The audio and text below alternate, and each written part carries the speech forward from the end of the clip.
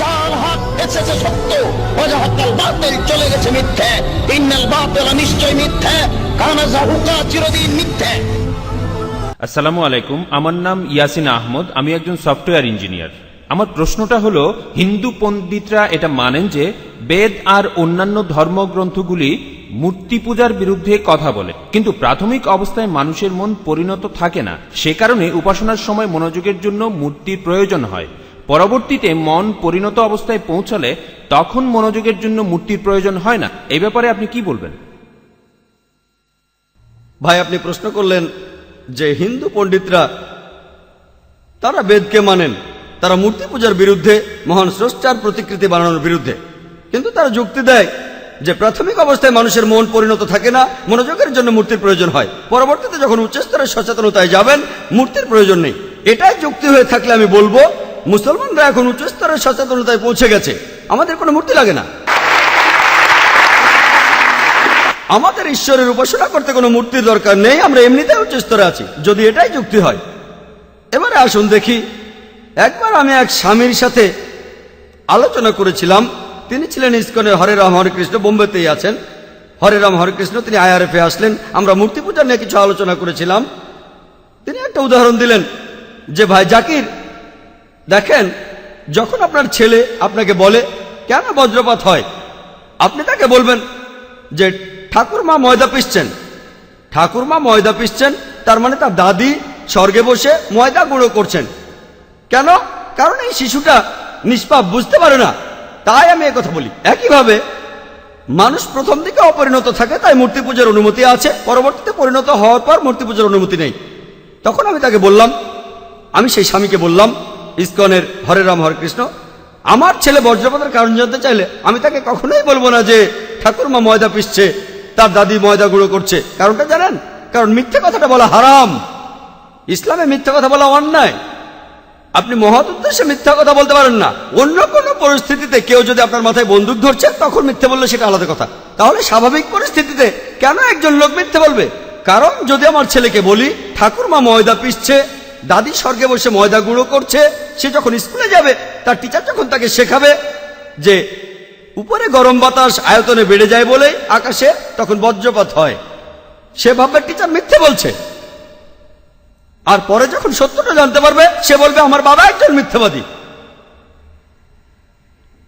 ঠাকুরমা কোনো ময়দা পিসছে না। তাহলে এটাই সমস্যা, আমরা এরকম ভুল কথা বলবো কেন? আর এই মিথ্যা বলার ব্যাপারটা সব মানুষের মধ্যেই কমন, সব না হলো বেশিরভাগ।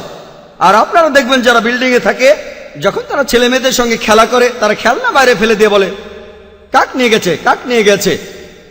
আপনারা কখনো এভাবে খেলনা ফেলে দেননি? কাক নিয়ে গেছে, কয়েকদিন পরে দেখবেন আপনার ছেলেও খেলনা ছুঁড়ে ফেলছে।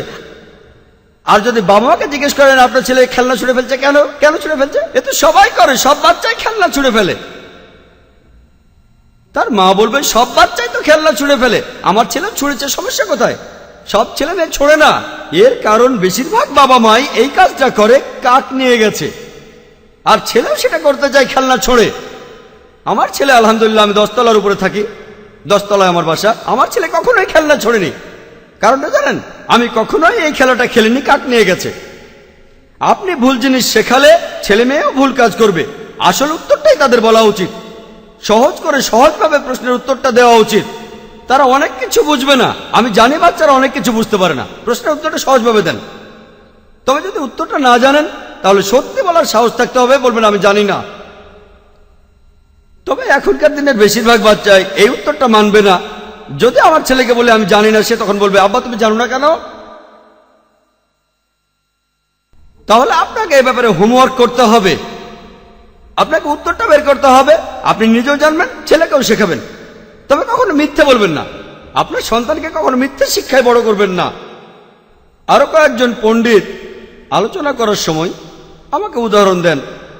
দেখেন জাকির ভাই, আমরা জানি বেদ মূর্তি পূজার বিরুদ্ধে, আর মূর্তি পূজা করা ঠিক নয়। ধরুন ক্লাস 1-এ পড়ার সময় মন অনেক অপরিণত থাকে, তখন মূর্তি পূজার প্রয়োজন আছে, কিন্তু যখন গ্র্যাজুয়েট হয় তখন মূর্তি পূজার আর দরকার হয় না।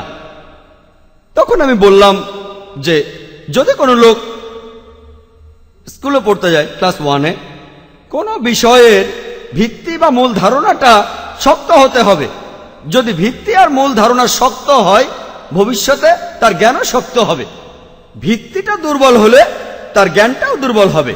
তাই যদি টিচার শেখান, ক্লাস 1-এ অঙ্ক শেখান 2 যোগ 2 সমান হবে 4, এরপর সে যদি ক্লাস 3, 4, 5 এভাবে পাস করতে করতে তারপর গ্রাজুয়েট হয়, এরপরে সে যদি গণিতে পিএইচডিও করে, তারপরেও 2 আর 2 সবসময় 4 হবে।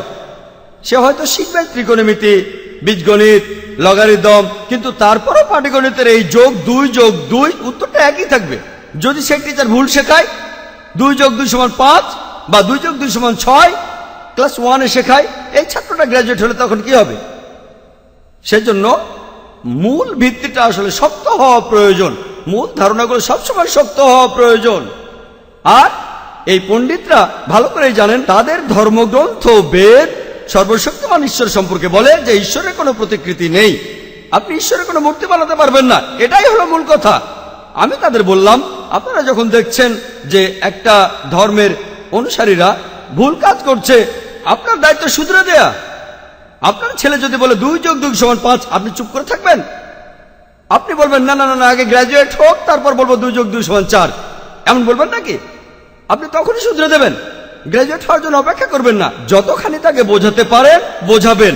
যদি তারা জানে যে বেদ মূর্তি পূজার বিরুদ্ধে, তাহলে লোকজনকে জানানো তাদের দায়িত্ব যে এই হলো আমাদের বিশ্বাসের মূলনীতি। এমনকি প্রাথমিক স্তরেও আপনি কোনো মূর্তি পূজা ছাড়াই আল্লাহ তাআলার উপাসনা করতে পারেন। আশা করি উত্তরটা পেয়েছেন।